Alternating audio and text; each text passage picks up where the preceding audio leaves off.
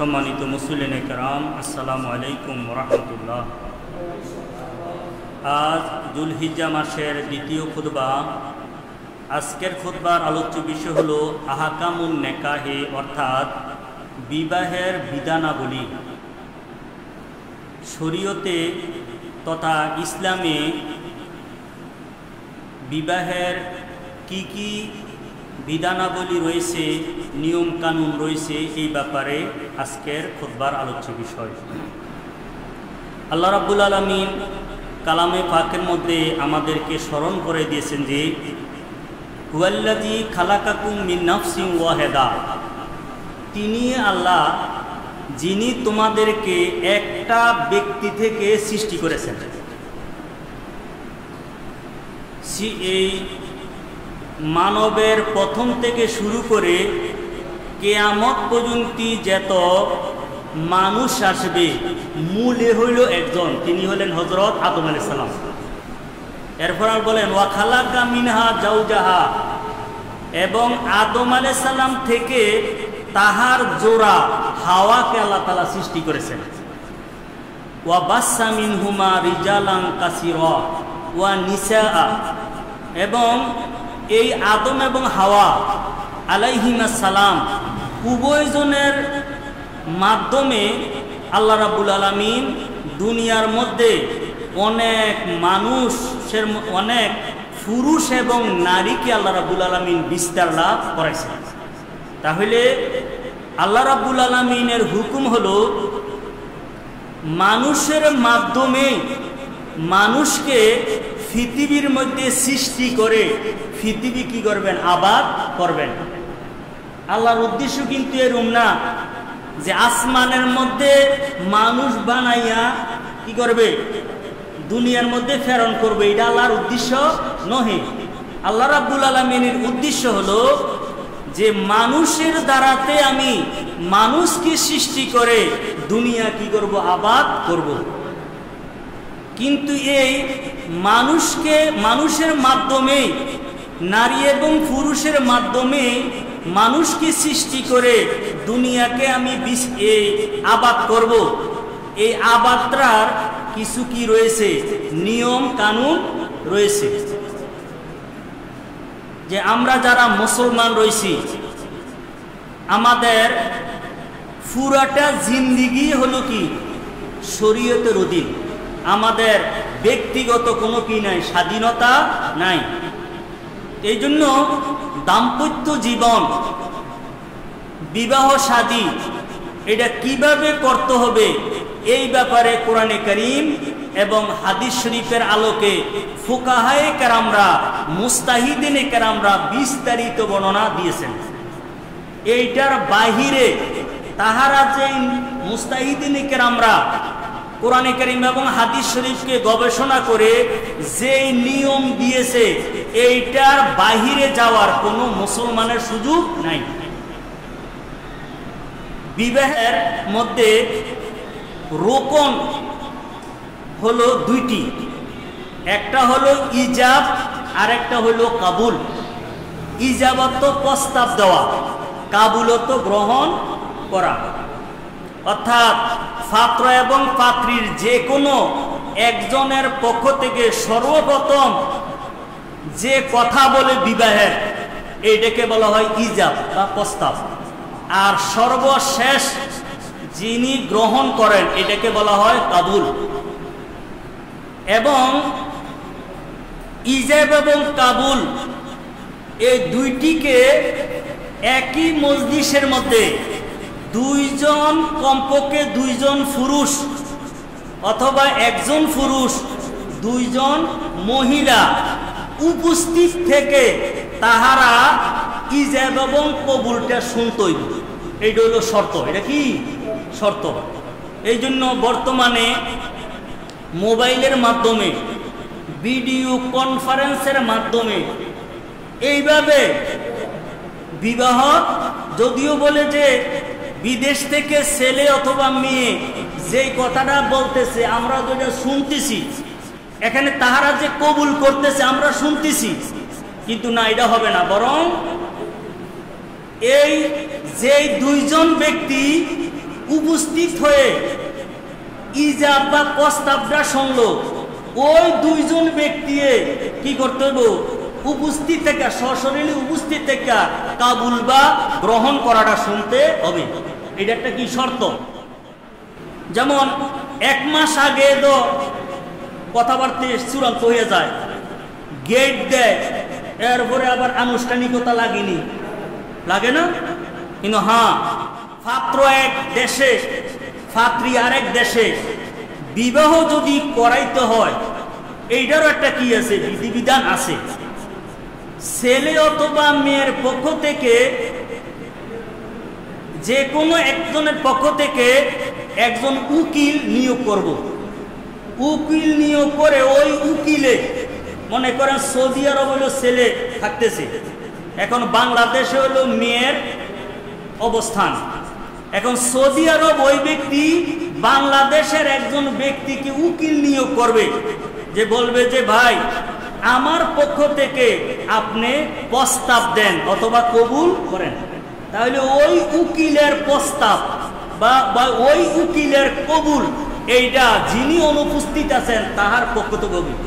এবং ওই উকিলের ইজাব এবং কবুলটা কি করলো, যে কবুল যেটা আছে তাহারা কি করলো, শুনলো। আর যেটা পাত্রী আছে, পাত্রীর কবুল অথবা ইজাবটাকে শুনলো। তাহলে কি হলো, এটা হয়ে গেছে। তো এই কারণে দুইজন, কমপক্ষে দুইজন পুরুষ সাক্ষী উপস্থিত থাকা, এটা বিবাহের জন্য এটা কি শর্ত? এটা কি? এইটা ছাড়া দুইজন সাক্ষীর উপস্থিত ছাড়া ব্যতীত যদি বিবাহ সংগঠিত হয়ে যায়, কোনো কোর্টের মধ্যে যাইয়া লেখা আছে যে উমুকে উমুক উমুকে উমুকি কি ছিল, উপস্থিত ছিল, আসলে বাস্তবে কি নাই, উপস্থিত নাই, তাহলে এটা বিবাহ হবে কি না? বিবাহ হবে না। এই জন্য আমাদের এই বিষয়গুলোকে কি রাখতে হবে, খেয়াল রাখতে হবে। আরেকটা হলো, বিবাহ যে হবে, পাত্র এবং পাত্রী উভয়জন মুসলমান হইতে হবে। কি হইতে হবে? আল্লাহ না করো কেমন যদি হয়, পাত্র এবং পাত্রী যে কোনো একজন অমুসলমান, তাহলে এটা বিবাহ হইব?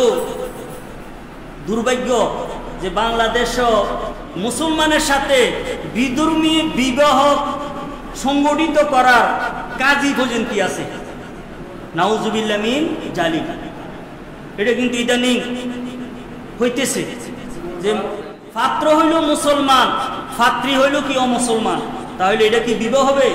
জানা এটার জন্য কি শর্ত? যে উভয়জনে মুসলমান হতে হবে। বরং দুজনে মুসলমান ছিল, আল্লাহ না করো দুইজনের একজন যদি অমুসলমান হইয়া যায়, এটা বিবাহ, এটা থাকবো নি, এটা তালাক দেওয়া লাগতো না, অটো তালাক। এটা এমনি কি হয়ে যাব, বিবাহটা বিচ্ছেদ হয়ে যাব। এটারে কোনো দড়ি দিয়া এটা আর বাইন্দা রাখা যাবে না, কারণ কি হয়ে গেছে গিয়া। এই জন্য মুসলমানের বিবাহ বন্ধন, এইটার জন্য কি কি পাত্র এবং পাত্রী উভয়জনে কি হইতে হইব, মুসলমান হতে হবে। পুরুষে পুরুষে বিবাহ অন যাইবনি।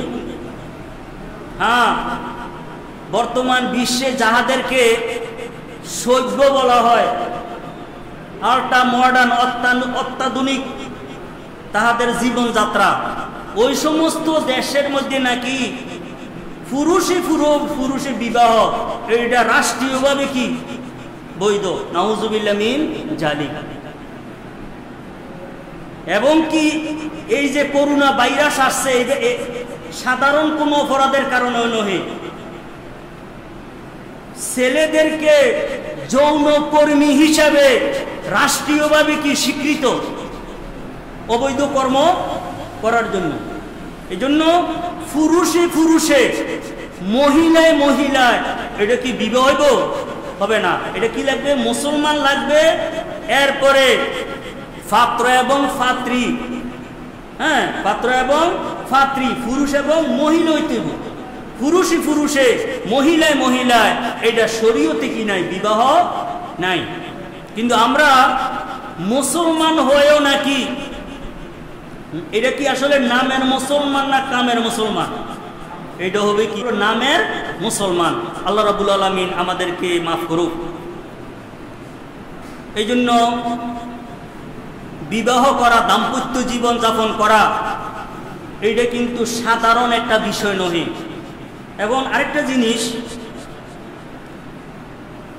মানুষ ইচ্ছা করে এখন হিজরা হয়ে যাইতেছে, এবং কি শুনলে আশ্চর্য লাগে যে লিঙ্গ পরিবর্তন করে লাইতেছে, পুরুষ মহিলা হয়ে যাইতেছে, মহিলা পুরুষ হয়ে যাইতেছে এই সার্জারির মাধ্যমে, হরমোন পরিবর্তনের মাধ্যমে। বাংলাদেশের এক টিভির সংবাদ পাঠক, এটা আসিল পাঠক, এখন এটা হয়ে গেছে পাঠিকা। এক মহিলা, এটা আসিল কি পুরুষ, কিন্তু সে জেন্ডার ট্রান্সফার করে, পরিবর্তন করে এখন এটা পুরুষ, এটা কি হয়ে গেছে, মহিলা হয়ে গেছে। এখন সে গর্ববোধ করে যে আমি লিঙ্গ পরিবর্তন করে আমি এখন মহিলা হয়ে গেছি, মহিলা হয়ে এখন টিভির মধ্যে আমি কি করতেছি, সংবাদ পাঠ করতেছি। এটা তার নাকি গর্ব। নাউজুবিল্লাহ মিন জালিক। এই সমস্ত কর্মকাণ্ডের প্রতি আল্লাহ রাব্বুল আলামিনের লানত। এই জন্য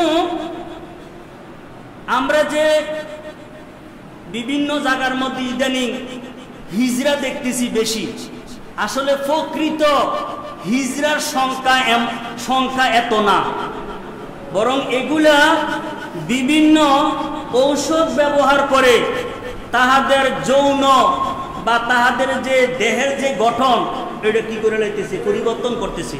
এটা সম্পূর্ণ হারাম। সম্পূর্ণ কি?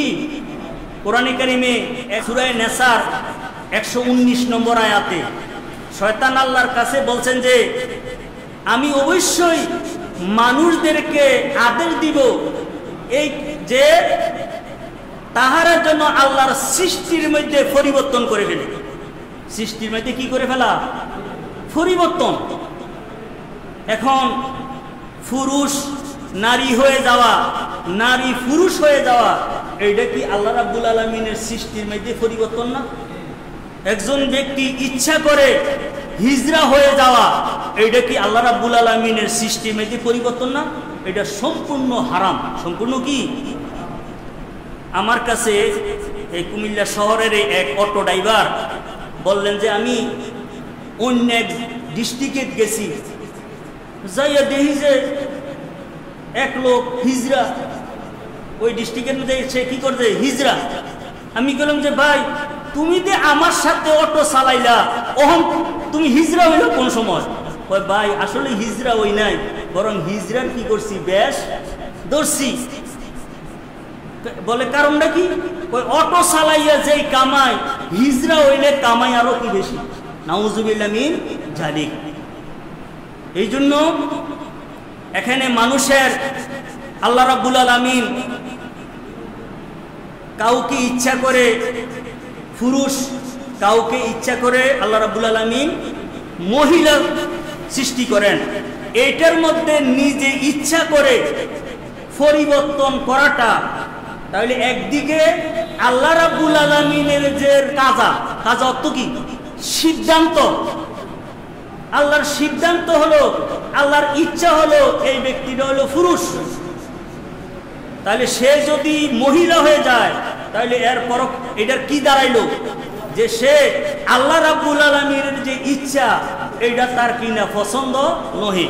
বরং একজন মুসলমান হিসাবে আর রাজা বিল কাজা ওয়াজিবুন, যে একজন মুসলমানের আল্লাহ রাব্বুল আলামিন যে সিদ্ধান্ত, আল্লাহর যেই ফয়সালা, এইটার উপরে রাজি থাকাটা ওয়াজিব। রাজি থাকাটা কি ঈমান, এইটার ব্যতিক্রম। এই জন্য দোয়া করা জায়েজ নাই আল্লাহর কাজার বিরুদ্ধে। একজন ব্যক্তিকে আল্লাহ তাআলা পুরুষ বানাইছে, এরকম দোয়া করা জায়েজ আছে না? হে আল্লাহ তুমি আমারে মহিলা বানাই দাও, জায়েজ আছে নি? কারণ আল্লাহ তাআলার কাজা যেখানে হয়ে গেছে, কাজা সিদ্ধান্ত যেটা হয়ে গেছে, এইটার বিপরীত দোয়া করাও জায়েজ নাই, বরং আল্লাহ রাব্বুল আলামিনের কাজার উপরে, সিদ্ধান্তের উপরে রাজি থাকা বান্দার কি ঈমান, এটা কি অত্যাবশ্যক বিষয়। এই জন্য ইচ্ছা করে যৌন যে চাহিদা আছে, যৌবন যেটা আছে, এইটাকে ধ্বংস করা ঔষধের মাধ্যমে, অপারেশনের মাধ্যমে, যে কোনোভাবে, এইটাও কি সম্পূর্ণ হারাম, সম্পূর্ণ কি। কারণ মানুষের দেহের মধ্যে যৌন ক্ষমতা, এইটা আল্লাহ তাআলার একটা কি বড় নেয়ামত। এইটা বুঝবেন ওই ব্যক্তির কাছে যাইয়া, যেই ব্যক্তির দেহ একবারে সুঠাম দেহের অধিকারী, চেহারাও সুন্দর, কিন্তু তার কি নাই, যৌন ক্ষমতা নাই। এই জন্য সে বিবাহ, ইচ্ছা থাকা সত্ত্বেও বিবাহ করতে পারে না। তাহলে যৌবন এইটাকে যে কোনোভাবে এইটাকে ধ্বংস করা, এইটাও কি কবিরা গুনাহ, মহাপাপ হিসাবে এটা কি গণ্য হবে। এই কারণে শরীয়তে ইন্নান নিকাহ ওয়াজিবুন আলা মান ইয়াখাফুল উকুয়া মিন ফিজ জিনা ওয়া ইয়াকদিরু আলাল মাহরে ওয়াল ইনফাকে মিন কাসবিন হালালিন, যে বিবাহ করাটা ওয়াজিব, অত্যাবশ্যক ওই ব্যক্তির জন্য যে ব্যক্তি ভয় হইল বিবাহ যদি না করে অবৈধ কর্মের মধ্যে লিপ্ত হয়ে যাওয়ার তার সম্ভাবনা আছে, এবং ওই ব্যক্তি স্ত্রীকে বিবাহ করতে মহর এবং তাহাকে বরণ পোষণ দিতে তার কাসবে হালাল, হালাল সম্পদ আছে, তাহলে বিবাহ করা এটা কি ওয়াজিব কোন ব্যক্তির জন্য? যে ব্যক্তি যৌন খিদা এত বেশি, সে যদি বিবাহ না করে তাহলে অবৈধ কর্মের মধ্যে লিপ্ত হয়ে যাওয়াটা সম্ভাবনা আছে। এবং ওই ব্যক্তি অর্থেরও মালিক। কতটুকু অর্থের মালিক? যে এতটুকু অর্থের মালিক যে অর্থের দ্বারাতে মোহর দিতে পারবে এবং তাহার মহিলাকে ঘরের মধ্যে এনে তাহাকে তাহার জীবিকা নির্বাহ করতে পারবে। এটা কিন্তু একবারে 10 তালা হইতে হইব, কোটিপতি হইতে হইব এমনটাই নাকি? এমনটা না। অনেকে কিন্তু এই টাকা পয়সা আছে কিন্তু এরপরও বিবাহ করে না, কয় যে না আরো কি করে লই, সম্পদ জোড়াইল না। সম্পদের পরিমাণ হলো যে মোহর দিতে পারবে এবং তার হালাল রুজির থেকে সে কামাই করে হালাল রুজির থেকে স্ত্রীকে বরণ পোষণ দেওয়ার মতন কি আছে, সমর্থ আছে। তাহলে এই ব্যক্তির জন্য কি বিবাহটা ওয়াজিব। তো ওই ব্যক্তি যদি বিবাহ না করে তাহলে ওই ব্যক্তি এটা কি হবে, গুনাহগার হবে। ওয়ায়াকুনু সুন্নাতান ফি হালাতিল ইতিদালে, আর যে ব্যক্তি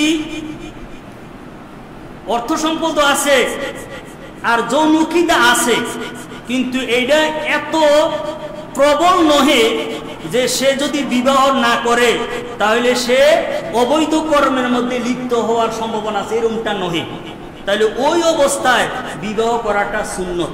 বিবাহ করাটা কি সুন্নত। ওয়া হারামা লিমান তায়াক্কানা আন্নাহু লাইসা বিকাদিরিন জাসমান ওয়া লাম ইয়াকদির আলাল মাহরি ওয়াল ইনফাকি মিন কাসবিন হালালিন। কিন্তু বিবাহ করা ওই ব্যক্তির জন্য হারাম। আমরা কিন্তু শুধু বিবাহ সুন্নত এটাই জানি, আবার বিবাহ আবার কি আছে, হারামও আছে।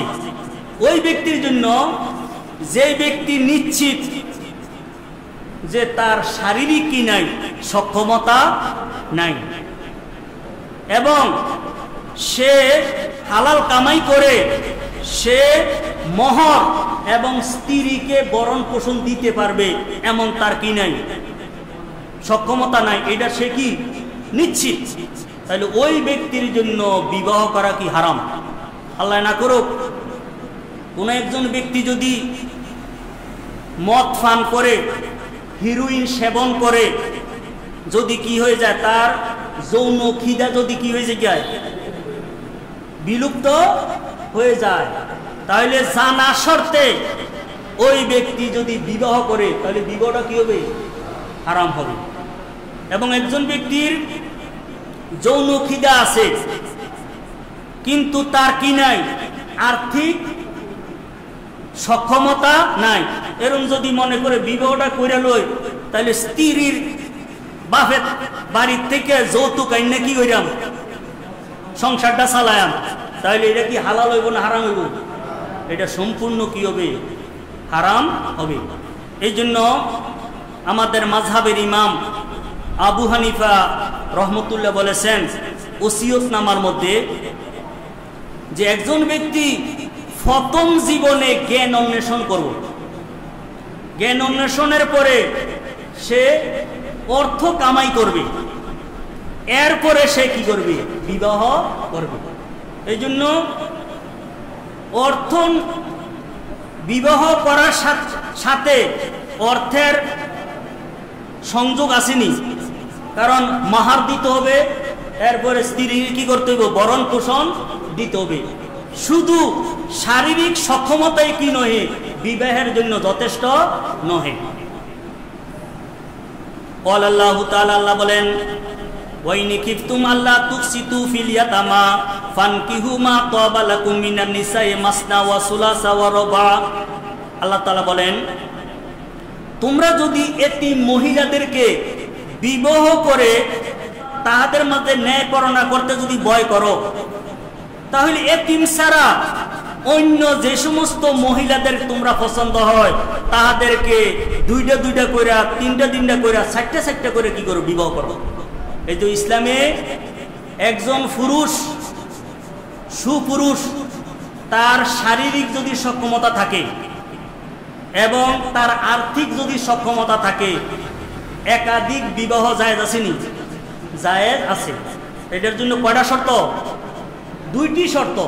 একটা হইল একাধিক বিবাহ করে, ওই স্ত্রী যা একাধিক যদি থাকে, সবাইকে কি করতে হবে? তার শারীরিক সক্ষমতায় তাহাদেরকে যৌন খিদা মিটানের মতন কি থাকতে হবে? সক্ষমতা থাকতে হবে। আরেকটা হলো তাহাদের কি আর্থিক, আরেকটা হলো তাহাদের মধ্যে ন্যায় পরণতা করতে হবে। যে একজন মহিলাকে যেই মানের কাপড় খাদ্য দেওয়া হয়, আরেকজনকে কি করতে হবে? ওই মানের। মনে করেন 1000 টাকার দামের যদি কি হয়, এক স্ত্রীরে কাপড় দিছে, তাহলে আরো যদি দুইটা থাকে বা তিনটা থাকে, সবাইরে কি করতে হবে? একই মানের দিতে হবে। এরকম যদি হয়, একজনের হলো কি 500 টাকার মানের, আরেকজনের হলো 1000 টাকার মানের, এটা কি হবে না? জায়েজ হবে না।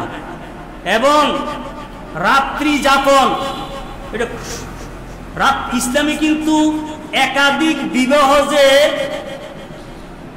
এই অনুমোদন দিয়েছেন, এইটা পুরুষের স্বার্থে দিয়েছেন এবং সমাজের স্বার্থে।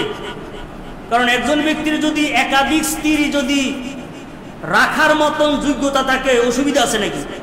এটা সুবিধা, মহিলাদের জন্য সুবিধা। কারণ মহিলার সংখ্যা বেশি না কম? বেশি। একজন, এবং হাদিস শরীফে আছে কিয়ামতের আগে একজন পুরুষের অধীনে 40 জন পর্যন্ত কি হইব? মহিলা হইব। তো মহিলার সংখ্যা যদি বেশি হয় আর ব্যক্তি যদি শারীরিক এবং আর্থিক সক্ষমতা থাকে, একাধিক বিয়া করলে মহিলারও তো সুবিধা। মহিলার সুবিধা না? মহিলার একটা কি হইলো, যে গার্ড একটা অভিভাবক হলো, তাহার যৌন খিদা মিটানোর জন্য একটা কি হয়েছে? ব্যবস্থা হলো। আর সবাই যদি একটা একটা করে, তাহলে মহিলার সংখ্যা যদি বেশি হয়ে যায়, এগুলা এখানে এগুলার কি করবো? এদের কি জীবিত কি এই কবর দিয়ে লাইতেইব? এবং একজন পুরুষের গড়টা সামলানোর জন্য 3-4 জন কি লাগে? মহিলা লাগে। তাহলে সে যদি বৈধ পন্থায় তার যদি শারীরিক সক্ষমতা থাকে, আর্থিক যদি থাকে, তাহলে ঘরটাকে গোছানোর জন্য তো কি থাকলে একাধিক মহিলা প্রয়োজন আছে। আরো অনেক কারণ আছে, সব কারণ আসলে খুলে বলাটাও কি অসুবিধা আছে। এই জন্য আল্লাহ রাব্বুল আলামিন বলছেন ফাইন খিফতুম আল্লাহ তাদিলু, হ্যাঁ একাধিক বিবাহ করে তুমি যদি তাহাদের মধ্যে ন্যায়পরায়ণ করতে না পারো। ন্যায়পরায়ণ কেমন দেখেন, হাদিস শরীফে আছে, ফিকহের কিতাবে রয়েছে, স্ত্রী যদি পুরাতন হোক আর নতুন হোক, বিদ্যা হোক আর যুবতী হোক, রাত্র যাপন কি থাকতে হবে, রুটিন মাফিক থাকতে হবে। এমনটা না যে যুবতী যে স্ত্রী যেটা নতুন বিবাহ করেছি এইটার ঘরের মধ্যে এই রাত্রি যাপন বেশি, আর যেটা বিদ্যা হয়ে গেছে এইটার ঘরের মধ্যে কি কম দিন, এইটা কি হবে না, শরীয়তে জায়েজ নহে। বরং এমন যদি বেইনসাফি করা হয়, হাদিস শরীফে আছে ওই ব্যক্তির ঠিকানা জাহান্নাম, নাউজুবিল্লাহ মিন জালিক। এই জন্য আল্লাহ তাআলা বলেন তোমরা যদি একাধিক স্ত্রীকে বিবাহ করে যদি ন্যায়পরায়ণ করতে পারবে না, এমন যদি বয় হয়, ফাওয়াহিদাতান, তাহলে বিবাহ করো কয়টা, একটা।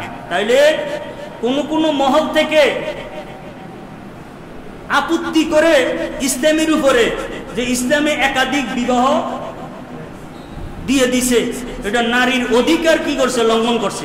বরং নারীর অধিকার যথাযথ বহাল রাখার জন্য ইসলামে কি করছে, একাধিক বিবাহের অনুমোদন দিয়েছে।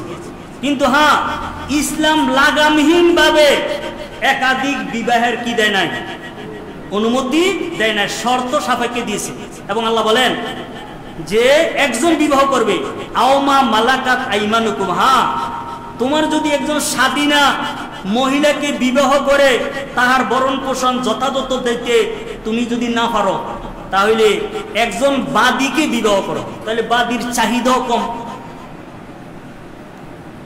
জালিকা আদনা আল্লাহ তাউলু, আল্লাহ বলেন এটি হলো অধিক, এটি হলো এই যে একাধিক বিবাহ না করে একজন মহিলাকে বিবাহ করা, এটি হলো অধিক উপযোগী যে তোমরা বেইনসাফি না করা। একটার মধ্যে হইলো কোনো বেইনসাফের আর কিছু আছে নি, এটা শাড়ি এটা 500 টাকা দিল, এই 300 টাকা দিল, 1000 টাকা দিল, কি আরেকজনের সাথে কি নেই, তুলনা নেই। এই জন্য আল্লাহ তাআলা বলেছে বলছে না, এটি হলো যে ন্যায়পরায়ণতা করার জন্য এটি হলো কি অধিক উত্তম ব্যবস্থা। ওয়াকালা তাবারাকা ওয়ালিয়াস্তাফিফিল্লাযিনা লা ইয়াজিদুনা নিকাহান হাত্তা ইউগনিয়াহুমুল্লাহু মিন ফাদলিহি। এখন আল্লাহ রাব্বুল আলামিন আমাদেরকে একটা উপদেশ দিতেছেন যে তোমাদের মধ্যে কেহ যদি বিবাহ করার মতন আর্থিক সঙ্গতি যদি না থাকে, তোমরা কি করো, অপেক্ষা করো যতক্ষণ পর্যন্ত আল্লাহ রাব্বুল আলামিন তাহার পক্ষ থেকে তোমাদেরকে ধনী না করে। তাহলে যাহারা মনে করে যে আমার শারীরিক সক্ষমতা হইছে আমি বিবাহ করবো, এটার কোনো সুযোগ আছে না। আল্লাহ তাআলাই বলেছেন যে হ্যাঁ তোমাদের মধ্যে কেউ যদি এই বিবাহ করার মতন কি নাই, অর্থ নাই, তাহলে তোমরা আল্লাহ রাব্বুল আলামিনের করুণা, আল্লাহর দয়া কামনা করো যে আল্লাহ তাআলা তোমাকে যেন কি করে দেয়, ধনী করে দেয়। ধনী করার পরে অর্থাৎ তোমার স্ত্রীকে লালন পালন করার মতন যোগ্যতা অর্জন করলে তুমি কি করো, বিবাহ করো। قال رسول الله صلى الله عليه وسلم يا معشر الشباب من استطاع منكم الباءة فليتزوج। রাসূল সাল্লাম বলেন, হে যুবকদের দল, তোমাদের মধ্যে যে ব্যক্তি বিবাহ করতে সক্ষম, ফালিয়াতাজাওয়াজ, তুমি কি করো, বিবাহ করো। রাসূল সাল্লাম এই বিবাহের কিছু উপকারের কথা বলছেন। ফাইন্নাহু আগাদ্দুলিল বাসারে, কেননা বিবাহটা হলো চক্ষুকে অধিকতর সংযতকারী। কারণ যৌবন রয়েছে, বিবাহ যদি না করে সক্ষমতা থাকা সত্ত্বেও, তাহলে তার চক্ষু অপর নারীর দিকে যাবে, তাহলে তার দৃষ্টির মধ্যে কি হবে? গুনাহ হবে। আর বিবাহ যদি করে ফেলে তাহলে অবৈধ দিকে দেখার মতন কি থাকবে না, তার মন মানসিকতা থাকবে না। এই জন্য বলছেন যে আগাদ্দুলিল বাসার ওয়া আহসানুলিল ফারজে, এবং যৌন অঙ্গকে অধিকতর সংরক্ষণকারী। কারণ আল্লাহ না করুক যৌবনের তাড়নায় বিবাহ করার সক্ষমতা রয়েছে, বিবাহ না করলে যৌবনের তাড়নায় যৌন অঙ্গকে ওই আর অপাত্রে ব্যবহার করারও কি মন মানসিকতা হবে। কিন্তু বিবাহ যদি করে ফেলে তাহলে এইটা থেকেও সে এটা কি থাকবে? নিরাপদ থাকবে। এরপর রাসূল বলছেন যে ওমান লাম ইয়াস্তাতি ফালাইহি বিসাওম। দেখেন রাসূল সাল্লাম বিবাহ করার জন্য উৎসাহ দিয়েছেন, আবার যাহারা বিবাহ করতে অক্ষম তাহাদেরকে বিকল্প ব্যবস্থা গ্রহণ করার জন্য কি করছেন? উপদেশ দিয়েছেন। এর বলেন যে তোমাদের মধ্যে যে ব্যক্তি বিবাহ করতে সক্ষম না, অর্থ কি? যৌন খিদা আছে কিন্তু স্ত্রীকে বিবাহ করে তাহার ভরণ পোষণ মোহর দেওয়ার মতন তার কি নাই, আর্থিক সঙ্গতি নাই। রাসূল বলছে ফালাইহি বিসাওম, তোমার অত্যাবশ্যক রোজা রাখা। কি রাখা? রোজা রাখা। ফাইন্নাহু লাহু ওয়াজাউন, কেননা এই রোজাটা হলো যৌন খিদা নিবারক। কেহ যদি কোনো যুবক যদি তাহার যৌন খিদা যদি অত্যাধিক হয়, এইটাকে নিবারণ করার জন্য মহা ঔষধ হলো রোজা। মহা ঔষধ কি? রোজা।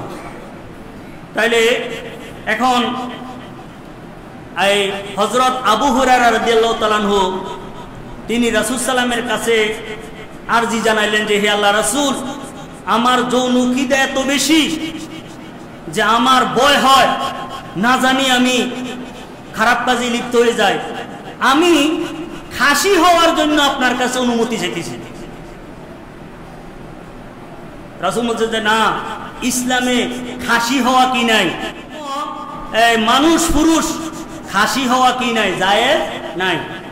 রাসূল সাল্লাম এই আবু হুরায়রা রাদিয়াল্লাহু তাআলাকে বলছে যে না, কিন্তু ইদানিং দেখা গেছে কিছুদিন আগে আমাকে এক ব্যক্তি ফোন করে বলল যে সে অপারেশনের মাধ্যমে সে কি হয়ে গেছে, গিয়া খাসি হয়ে গেছে। তাহলে খাসি হওয়া এইটাও কি যৌন খিদা আছে, এইটাকে খাসি করিয়া এইটাকে মেডিসিনের দ্বারাতে যৌন খিদাকে কি করে ফেলা, বিলীন করে দেওয়া, এইটাও কি সম্পূর্ণ হারাম। বরং হ্যাঁ, এইটাকে নিবারণ করার জন্য আমাদের নবী মুহাম্মদ রাসূলুল্লাহ সাল্লাল্লাহু আলাইহি সাল্লাম মহান এক ঔষধের ব্যবস্থা করেছেন। এইটা হলো বেশি বেশি কি করবে, নফল রোজা রাখবে। কিন্তু হ্যাঁ, প্রাণীদের মধ্যে হালাল প্রাণী, কোন প্রাণী? হালাল প্রাণীকে উপকারের স্বার্থে, যেমন বেরের গরু যদি হয় এটা দিয়ে হাল চাষ করতে রাখতে অসুবিধা, কিন্তু যদি এটাকে যদি খাসি যদি করানো হয় তাহলে এটার দ্বারাতে উপকারটা কি করা যায়, ভালোভাবে নেওয়া যায়। তাহলে এই জন্য ইসলামে এবং একটা ফাটা যদি হয় তাহলে এটা বাড়ি করে রাখা বা এই করে, এবার গোস্তের মধ্যে কি করে দুর্গন্ধ হয়। তাহলে এই জন্য ফুকাহায়ে কেরামরা হালাল প্রাণীকে উপকারের নিমিত্তে এই খাসি করানটা কি করছে, জায়েজ রেখেছে। এবার এইটারে আবার কি বলা যাবে না, না জায়েজ বলা যাবে না। কেন? আমাদের নবী মুহাম্মদ রাসূলুল্লাহ সাল্লাল্লাহু আলাইহি সাল্লাম খাসিকৃত দুইটি ভেড়া দুম্বা কুরবানি করেছেন, এইটা বিশুদ্ধ হাদিসের দ্বারা কি প্রমাণিত। তো এইটারে যদি আপনি নাজায়েজ বলেন তাহলে এই নাজায়েজটা কই পর্যন্ত যায়? আমাদের নবী মুহাম্মদ রাসূলুল্লাহ সাল্লাল্লাহু আলাইহি ওয়াসাল্লাম। এই জন্য শরীয়তে যেটুকুর অনুমোদন দিয়েছে এইটার কি করা যাবে, এটাকে গ্রহণ করা যাবে। এটার মধ্যে আবার বাড়াবাড়ি করাটাকে এটা কি হবে না, সঠিক হবে না। ওই যে এটা না প্রাণীটার একটা যৌবন আছে, এটার যে শেষ করে দিলেন। হ্যাঁ, কোরআনে কারিমে আছে ওয়াজালনা লাকুম মা ফিল আরদি জামিয়া, আল্লাহ বলেন জমিনের মধ্যে যাহা আছে এগুলা আমি তোমাদের উপকারের জন্য সৃষ্টি করছি। কিসের জন্য? এত যদি মায়া হয় প্রাণীর জন্য তাহলে জব করানো লাগবো নি? আর জব করা যায় গুনি? জব করা যেখানে যায় সেখানে যদি অন্ডকুশকে যদি ফালাইয়া দেওয়া হয় এটা কি না যায়? বরং এইটা শরীয়তে কি করছে, এইটাকে অনুমোদন দিয়েছে। এবং বিশেষ করে সূরা নিসা যে 119 নম্বর আয়াতের ব্যাখ্যার মধ্যে তাফসিরে রুহুল বয়ানের মধ্যে লেখছে এখানে বিস্তারিত যে না, এখানে হালাল প্রাণীকে উপকারের নিমিত্তে খাসি করানোটা এইটা ফুকাহে কেরামের সিদ্ধান্ত। ফুকাহে কেরামের কি সিদ্ধান্ত? ওয়ান আনাসিন আন্নাহু সামি রাসূল সাল্লাল্লাহু ইয়াকুলু মান আরাদা আন ইয়ালকিয়াল্লাহা তাহিরাম মুতাহহারান ফালিয়াতাজাওয়াজিল হাওয়ারাইরা। রাসূল সাল্লাল্লাহু বলেন তোমাদের মধ্যে যে ব্যক্তির ইচ্ছা হলো আল্লাহ রাব্বুল আলামিনের নিকটে তুমি ফুত পবিত্র অবস্থায় সাক্ষাৎ করবে, অর্থাৎ আমার আল্লাহর কাছে আমরা সাক্ষাৎ করতে হইতো না? কেউ এই দুনিয়া কি শেষ? আমরা আল্লাহর কাছে কি করতে হবে? হাজিরা দিতে হবে, সাক্ষাৎ করতে হবে, হিসাব নিকাশ দিতে হবে।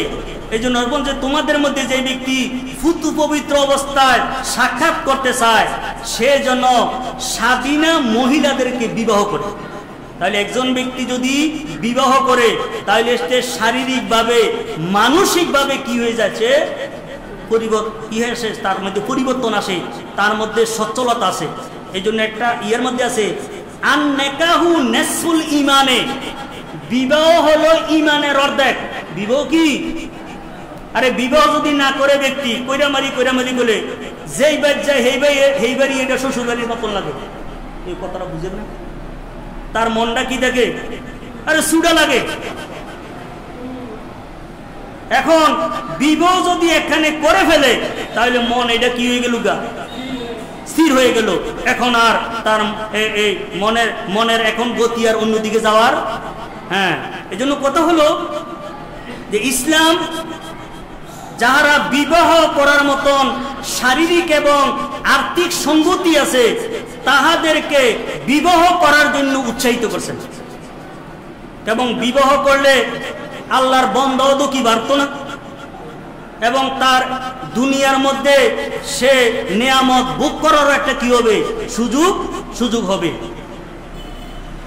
ক্বালা রাসূল সাল্লাম আন-নিকাহু সুন্নতি ফামান লাম ইয়ামাল বিসুন্নতি ফালাইসা মিন্নি। রাসূল বলেন যে বিবাহ হলো আমার একটা সুন্নত, যে ব্যক্তি আমার সুন্নতের আমল করে না সে আমার দলভুক্ত নহে।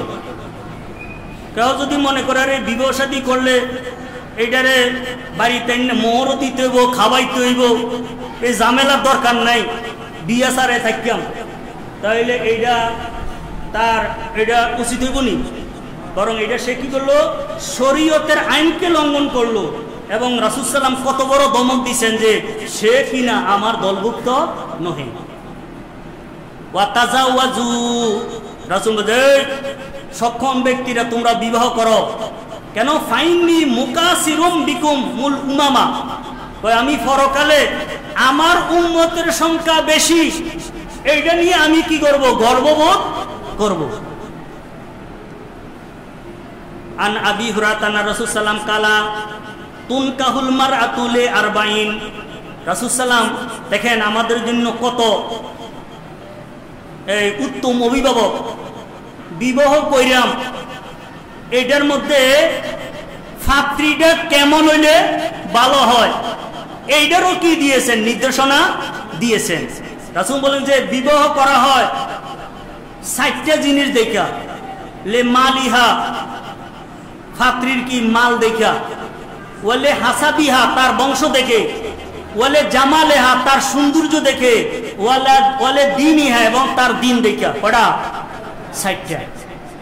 এরপরে রাসূল বলছেন যে হ্যাঁ 60টা যে দেখে করুন, একটা মহিলার মধ্যে যদি 4টা থাকে তাহলে তো বালা, তার কি আছে, মালও আছে, তার বংশ ভালো, দেখতেও সুন্দরী, এবং তার কি আছে, দিনদারিও আছে, এটা বালা না? কিন্তু রাসূল বলছেন যে হ্যাঁ এই 4 বালার মধ্যে সবচেয়ে বেশি বালা কোনটা? যেই বালাটা না হইলে অন্যটি বালা হইল কালা। বালা হইল কি থাকতো না, এদের কোনো বালা, সমস্ত বালা, সমস্ত উত্তমতা নির্ভর করব একটা উত্তমতার উপরে। এইটা হলো কি, ফাসফার বেজাতি দ্বীনে, ওই মহিলাকে তুমি পছন্দ করো যেই মহিলার মধ্যে রয়েছে দিনদারি। কি রয়েছে? কারণ দুনিয়া যদি জান্নাত হয়, এটা কি দিয়া? মহিলা দিয়া। হযরত আলী রাদিয়াল্লাহু তাআলা আনহু একটা তাফসীর করেছেন, রাব্বানা আতেনা ফিদ দুনিয়া হাসানা। তো তিনি বলতেছে ফিদ দুনিয়া হাসানা, এইটার অর্থ হইল দুনিয়াতে এখানে সতী সাধুবী দিনদারি স্ত্রী হওয়া, এইটা হলো কি দুনিয়ার হাসানা। ওয়াফিল আখিরাতে হাসানা, আখিরাতের হাসানা হইল জান্নাত। তাইলে দুনিয়ার জান্নাত কোনটা? স্ত্রী। এটা যদি ভালো যদি না হয় তাহলে এটা দুনিয়ার কি জাহান্নাম, দুনিয়ার কি জাহান্নাম। এই জন্য একজন মহিলার সম্পদ আছে, সুন্দরী, তার বংশ ভালো, কিন্তু সে দিনদার নহে, তাইলে অন্য যত গুণ আছে সমস্ত গুণ এইটা কি হয়ে যাব? বরবাদ হয়ে যাব যদি দিনদারি না থাকে। এখন কারণ যে মনে করেন সম্পদ আছে, দিনদারি যদি না থাকে, উঠতে বইতে সে কি করব? তার যে সম্পদ আছে সম্পদের বড়াই দেব, তো একদিন 2 দিনের নামে সহ্য হইব, প্রতিদিন কি সহ্য হইব? তখন তার কি আছে, হ্যাঁ সে যদি দিনদারি হয় সে মনে করব কি, আরে টাকা আছে এটা সাময়িক ব্যাপার, আমি যে সৎ একজন স্বামী পাইছি এইটা টাকার থেকে অনেক বেশি কি মূল্য, অনেক বেশি কি মূল্য। তো এরকম যে তারিবা দিয়ে দেখা, তুমি যদি দিনদারি যদি মহিলা পাত্রী যদি তুমি বিবাহ করো তাহলে তোমার জীবন কি হবে? সফল হবে। যা হোক, ইসলামে রাসূল সাল্লাম আরেকটা হাদিসে এটা বলে আমি শেষ করতেছি। কাল রাসূল সাল্লাম লা তাজাওয়াজুন নিসা আলি হুসনিহিন্না, রাসূল বলছে যে তোমরা শুধু মহিলাদেরকে বাহ্যিক সৌন্দর্য এইটা দেখে বিবাহ করিও না। ফাসা হুসনুহুন্না আইয়ুরদিয়াহুন্না, ওই অচিরেই তাহাদের যে সৌন্দর্য, কেউ সৌন্দর্য কি সবসময় থাকে? এইটা অচিরেই এটা কি হয়ে যাবে? এটা বিলীন হয়ে যাবে। লা তাজাওয়াজু লিআমওয়ালিহিন্না, তাদের মাল দেখেও বিবাহ করিও না। ফাসা আমওয়ালুহুন্না আন তুতগিয়াহুন্না, হইতে পারে মহিলার যে মাল আছে এইটার কারণে সে তোমার বিদ্রুপ হয়ে যেতে পারে, কারণ মালের কি আছে, একটা গরম আছে না। হ্যাঁ, এই জন্য ওয়ালাকিন তাজাওয়াজুহুন্না আলাদ্দিন, বরং তোমরা বিবাহ করো দিনদারি দেখিয়া। কোন দেখা? ধার্মিক এইটা কিনা। এরপর বলেন ওয়ালা আমাতুন খারমাউ সাউদাউ জাতু দ্বীনিন আফদালু, রাসূল বলেন যে কোন মহিলা যদি ধার্মিক হয়, সে যদি কান কাটাও হয়, কালো যদি তার দেওয়া হয়, কই এইটাই উত্তম। কোনটা উত্তম? যদিও তার শারীরিক সৌন্দর্য নাই, তার বংশ এত ভালো না, এবং তার মালও নাই, কিন্তু এই মহিলাটা যদি দিনদারি হয়, আর এটা যদি বাদী হয়, এবং এটা যদি কান কাটাও হয়, শারীরিক যদি কালো হয়, তবু এইটা হলো অধিক উত্তম। যা হোক, আল্লাহ রাব্বুল আলামিন আমাদেরকে বিবাহের ন্যায় দাম্পত্য জীবন এইটা যেন ইসলামী মতে ঘরে দুনিয়া এবং আখেরাতের কল্যাণ লাভ করার আল্লাহ তাআলা তৌফিক দান করে দোক। ওমা আলাইনা বালাগ।